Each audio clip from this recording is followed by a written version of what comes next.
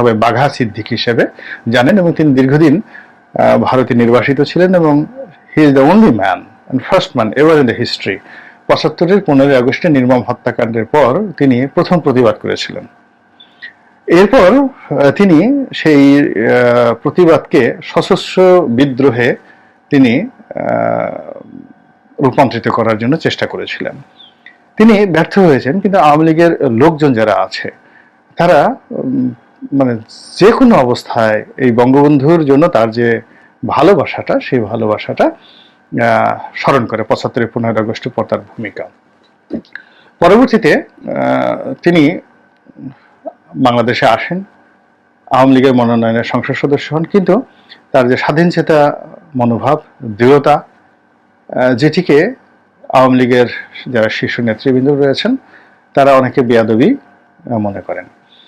দ্বিতীয়ত, তিনি যেহেতু রণাঙ্গনের মুক্তিযোদ্ধা, বীরোত্তম, সেহেতু যারা আওয়ামী লীগের নেতৃবৃন্দ ভারতে পালিয়ে গিয়েছিল এবং সেখানে গিয়ে ভাববাদী মুক্তিযোদ্ধা, চেতনার মুক্তিযোদ্ধা, এই পরিচয়ে এসে রাজনীতির বড় বড় পদ পদবীগুলো দখল করে গাল ঝুলিয়ে, ঠোঁট ঝুলিয়ে বিভিন্ন সময় মুক্তিযুদ্ধ নিয়ে বড় কথাবার্তা বলেছেন, বঙ্গবীর কাদের সিদ্দিকী সঙ্গত কারণে তাদেরকে দেখতে পারেননি। ফলে তাদেরকে তিনি সমালোচনা করেছেন, তাদের সাথে তার বিরোধ ছিল, বড় বড় নেতৃবৃন্দ যারা রয়েছেন অনেকের সাথে তার বিরোধ ছিল, এবং এই লোকগুলো ধীরে ধীরে মাননীয় প্রধানমন্ত্রীর কান ভারী করে কাদের সিদ্দিকী এবং প্রধানমন্ত্রীর মধ্যে একটা দূরত্ব তৈরি হয়। এবং ফলে একই জিনিস আমার ক্ষেত্রেও ঘটেছে আমার রাজনৈতিক জীবনে, সেটা না বলে আমি কাদের সিদ্দিকী সম্পর্কে বলি। তো কাদের সিদ্দিকী একটা সময় এই দল থেকে বের হয়ে যেতে চান, চলে যান, এবং তাকে বিশ্রীভাবে অপমান করা হয়। ছাত্রলীগের ছেলেদেরকে লেলিয়ে দিয়ে তাকে শারীরিকভাবে লাঞ্ছিত করা হয় এবং ড্রেনের মধ্যে পিটিয়ে ফেলে তাকে পেটানো হয়। এরপর তিনি স্বতন্ত্র নির্বাচন করার চেষ্টা করেন, সেখানে তাকে আরেক দফা লাঞ্ছিত করা হয়, অপমানিত করা হয়, এবং তাকে আওয়ামী লীগ ক্ষমতায় থেকে সর্বোচ্চ চেষ্টা করেছে নানাভাবে নাজেহাল করার জন্য। কিন্তু তারপরেও তিনি বঙ্গবন্ধুর প্রতি শ্রদ্ধা হারাননি, আওয়ামী লীগের প্রতি শ্রদ্ধা হারাননি, এবং শেখ হাসিনা তাকে এত অপমান করেছেন, তিনি সবসময় শেখ হাসিনার বিপদের সময় তার পাশে তিনি দাঁড়ানোর চেষ্টা করেছেন, তার সাথে দেখা করার চেষ্টা করেছেন, এবং তাকে সান্ত্বনা দেওয়ার চেষ্টা করেছে। এবং একটা বিষয় মানে আমি ব্যক্তিগতভাবে খুবই শ্রদ্ধাশীল তার বিষয়ে, সেটি হলো শেখ হাসিনা বয়সে বছর খানিকের ছোট জনাব কাদের সিদ্দিকের তুলনায়, কিন্তু তা সত্ত্বেও কাদের সিদ্দিকী অসংখ্য লেখায় বারবার তাকে মায়ের মতো বড় বোন হিসেবে তিনি সম্বোধন করেছেন, এবং এটা অন্তর থেকে সেভাবে তিনি সম্মান করেছেন। এবং শেখ হাসিনা জানেন যে তিনি ছোট, কিন্তু তারপর তিনি তাকে ছোট ভাই হিসেবে, অর্থাৎ কাদের সিদ্দিকী বয়সে তার বড়, শেখ হাসিনা ছোট, এটা জানার পরেও তাকে ছোট ভাই হিসেবে ওইভাবে তিনি তার বিপদের সময় তাকে, তার যে ডাকনাম বজ্র, কাদের সিদ্দিকের ডাকনাম বজ্র, সেই হিসেবে অসংখ্য চিঠিপত্র লিখেছেন যখন দিল্লিতে শেখ হাসিনা নির্বাসিত জীবনযাপন করেছেন এবং কাদের সিদ্দিকী কলকাতাতে নির্বাসিত জীবনযাপন করেছেন, এবং সেই অসংখ্য চিঠি তিনি ঐতিহাসিকভাবে ধারণ করেছেন, এবং অনেক চিঠির কপি তিনি বাংলাদেশ প্রতিদিনই তিনি ছাপিয়েছেন। তো এইগুলো তিনি নস্টালজিয়ার কারণে, এক ধরনের আবেগের কারণে, ভালোবাসার কারণে তিনি এই জিনিসগুলো প্রচার করেছেন। মন্ত্রী হওয়ার, এমপি হওয়ার কোনো কামনা বাসনা, লোভ তার মধ্যে কখনোই ছিল বলে আমার কাছে মনে হয়নি। তিনি বাঁচতে চেয়েছিলেন, সম্মান চেয়েছিলেন, স্বীকৃতি চেয়েছিলেন, দ্যাটস অল, এতটুকু আমার কাছে মনে হয়েছে। আর তিনি যেখানে যে পদেই থাকেন না কেন, তিনি তার মতো করে স্বাধীনভাবে কথা বলার চেষ্টা করেছেন। একসময় জামাতের সাথে তো খুব ভালো খাতির ছিল, এটা অন্য কোনো কারণে নয়। জামাত যখন খুব বিপদগ্রস্ত ছিল, এবং বীরের ধর্ম হলো যখন যে বিপদে পড়ে, এমনকি তার সবচেয়ে বড় শত্রু, আজীবন শত্রু বিপদে পড়ে, তখন তিনি তার পাশে দাঁড়ান।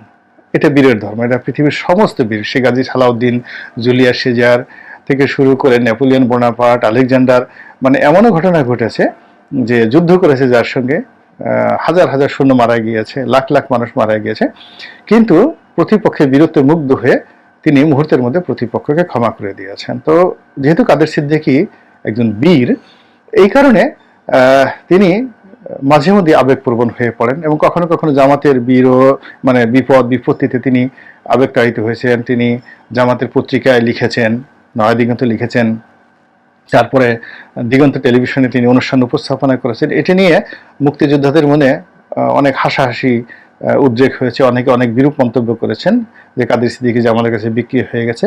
কিন্তু আবার সে জামাত যখন অন্যায় করেছে, ভুল করেছে, বাড়াবাড়ি করেছে, তিনি কিন্তু অকথ্য ভাষায় জামাতকে গালাগাল দিয়েছেন এবং এটাই বীরের ধর্ম।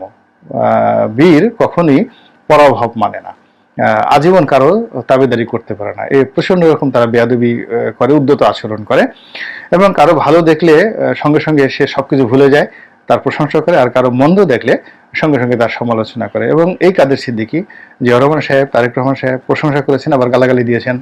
বেগম জিয়াকে প্রশংসা করেছেন, গালাগালি দিয়েছেন। জিয়াউর এরশাদ সাহেবকে প্রশংসা করেছেন, গালাগালি দিয়েছেন। এটা আমরা আপাত দৃষ্টিতে মনে হয় যে অস্থির প্রকৃতির, চিত্ত চাঞ্চল্য সম্পন্ন মানুষ, কিন্তু না, এটাই হলো বীর সিংহ হৃদয়ের মানুষের স্বাভাবিক চরিত্র। এবং বঙ্গবন্ধুর মধ্যে কিন্তু এই চরিত্রটা ছিল। তিনি এখানে সবুর থেকে শুরু করে ফজলুল কাদের চৌধুরী যারা রাজাকার ছিলেন তাদের বিরুদ্ধে তিনি ব্যবস্থা নিয়েছেন, কিন্তু তার মন মানেনি। আবার তাদেরকে তিনি দয়া করেছেন, ক্ষমা করেছেন এবং তাদের সঙ্গে আবার সুসম্পর্ক স্থাপন করার চেষ্টা করেছেন এবং তাদের পরিবারের সাথে সম্পর্ক স্থাপন করার চেষ্টা করেছেন। বিষয়গুলো বললাম এই কারণে, আওয়ামী লীগের এই দুরবস্থা, যখন কেউ আওয়ামী লীগের নাম নিচ্ছে না, আওয়ামী লীগের অফিসের সামনে যাওয়ার মতো কোনো দুঃসাহস এখন আওয়ামী লীগের কোনো সুবিধাভোগী নেতার নাই, পদপদবিধারী নেতার নাই, ঠিক সেই সময়টিতে তিনি একাকী চলে গিয়েছেন 32 নম্বরে এবং সেখানে গিয়ে বললেন যে এই 32 নম্বরের বঙ্গবন্ধু ভবন পাকিস্তান হানাদার বাহিনীরা পোড়ায়নি, জিয়াউর রহমানের জমানাতে এটাতে অগ্নিকাণ্ড ঘটেনি, অতীতে কখনো ঘটেনি, খালেদা জিয়ার জমানায় ঘটেনি। তো এই সময়টাতে এই বাড়িতে যে আগুন লাগলো, বললেন এই দৃশ্য দেখার আগে আমার যদি মৃত্যু হতো এটা আমার জন্য গৌরবের বিষয় ছিল, আমি এই দৃশ্য দেখতে পাচ্ছি না।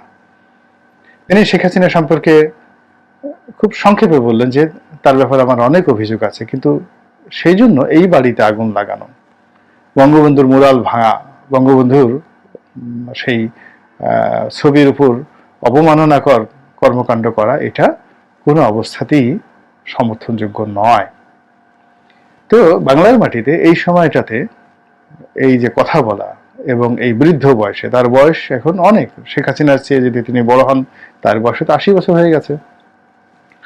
তো 80 বছর বয়সে তিনি এই যে কথা বললেন, বাংলাদেশের কে কি বলল বা না বলল, আমি মনে করি যে তিনি সঠিক কাজটি করেছেন। আমাদের অনেকেরই এই কাজটি করা উচিত। কাদের সিদ্দিকের মতো যাদের সাহস আছে তাদের যাওয়া উচিত, আর যাদের সাহস নেই তারা দূর থেকে এই কাজের জন্য নিন্দা প্রকাশ করা উচিত। দ্বিতীয়ত, কাদের সিদ্দিকের বড় ভাই লতিফ সিদ্দিকী, তিনিও আওয়ামী লীগের দুঃসময় আওয়ামী লীগের জন্য অনেক কিছু করেছেন, সেই 60-এর দশক থেকে অনেক কিছু করেছেন। এবং 111-এর সময় এই লতিফ সিদ্দিকী সাহেব কি করেছেন যেটি আমি নিজে সাক্ষী। কিন্তু দুর্ভাগ্য, এই দুই ভাইয়েরই দুর্ভাগ্য যে আওয়ামী লীগ যখনই ক্ষমতা লাভ করেছে, তাদের যে বীরত্ব, ঔদত্য, যেটাকে আওয়ামী লীগ বীরত্বকে ঔদত্য মনে করে, তাদের স্পষ্টবাদিতাকে আওয়ামী লীগ বেয়াদবি মনে করে এবং তাদের কর্মকাণ্ডগুলো, ভুল ভ্রান্তিগুলো, সালমান এফ রহমান যে কর্মকাণ্ডগুলো করেছে, দরবের যে কর্মকাণ্ডগুলো করেছে, সেই ব্যাপারে দেখা গেল যে তারা চোখ বুজে থেকেছে। আর লতিফ সিদ্দিকী, কাদের সিদ্দিকী যে কর্মকাণ্ডগুলো করেছে, সেই ব্যাপারে তারা একেবারে চোখে মানে পৃথিবীর সবচেয়ে বড় টেলিস্কোপ, সেই বড় টেলিস্কোপ লাগিয়ে তারা খোঁজার চেষ্টা করেছে কোথায় কাদের সিদ্দিকী দুর্নীতি করেছে, কোথায় লতিফ সিদ্দিকী দুর্নীতি করেছে। কিন্তু আজকের এই পরিণতিতে এসে আওয়ামী লীগের যারা কর্তা ব্যক্তি, তারা যদি মনে করে যে আসলে কাদের সিদ্দিকীদের মতো স্পষ্টবাদী মানুষেরও দলে প্রয়োজন রয়েছে, এদের ছাড়া আসলে দলে ব্যালেন্স থাকে না, এই ধরনের কাদের সিদ্দিকী যাকে তথাকথিত আওয়ামী লোকজন তাকে বেয়াদব বলে তারা সম্বোধন করেন, দলের মধ্যে যদি এরকম ডজন খানিক বেয়াদব থাকতো তাহলে শেখ হাসিনার আজকের এই পরিণত হতো না। এস আলম আর দরবেশ, হাসান মাহমুদ, পলক, ঝলক এই সমস্ত নাম আওয়ামী লীগের মন্ত্রী পরিষদের তালিকায় আসতো না। পার্লামেন্টে গিয়ে যদি কাদের সিদ্দিকী বসা থাকতেন, তাদের সামনে সালমান এফ রহমান বসবেন এই সাহসই তার হতো না। কাদের সিদ্দিকী যদি গণভবনে বসা থাকতেন ড্রয়িং রুমে, তার সামনে যে প্রধানমন্ত্রী রুমে ঢুকবেন এই সমস্ত লোক, এই জিনিসটা কল্পনাই করা যায় না। আমি ক্ষুদ্র মানুষ, আমার সামনে তো এই দেশ সমস্ত লোকজন, সালমান এফ রহমান থেকে শুরু করে এই যে পলক, হাসান মাহমুদ, এরা পার্লামেন্টও আমাদের সামনে বসতে পারেননি, আর প্রধানমন্ত্রীর রুমে ঢোকা তো দূরের কথা, মানে ওখানে হারের কাছেও সেভাবে যেতে পারেননি। তো আমার মতো একটা ক্ষুদ্র মানুষ, একেবারে বাচ্চা ছেলে, 2009 সনে বলতে গেলে আমার নাক দিয়ে দুধ গলত। তা আমার কারণে যদি আওয়ামী লীগে এরকম একটা অবস্থা তৈরি হয়, কাদের সিদ্দিকীদের মতো মানুষ, লতিফ সিদ্দিকীদের মানুষের হাতে যদি ক্ষমতা থাকতো, তাহলে আওয়ামী লীগের যে অর্বাচীনগুলো আওয়ামী লীগের এই সর্বনাশ করে একেবারে বঙ্গবন্ধু কন্যাকে পালিয়ে যেতে বাংলাদেশ থেকে বাধ্য করা হলো, বা তিনি বাধ্য হলেন, এই দৃশ্যের অবতারণা হতো না। শোকের মাস আগস্ট, সব মানুষ উল্লাস করছে, কিন্তু বুঝতে হবে যে বাংলাদেশের 35% লোক আওয়ামী লীগ করে, যারা বঙ্গবন্ধুকে অন্তর থেকে ভালোবাসে, এবং তিনি এই স্বাধীন বাংলাদেশের স্থপতি। তার মৃত্যুর মাস আমরা যেন আনন্দ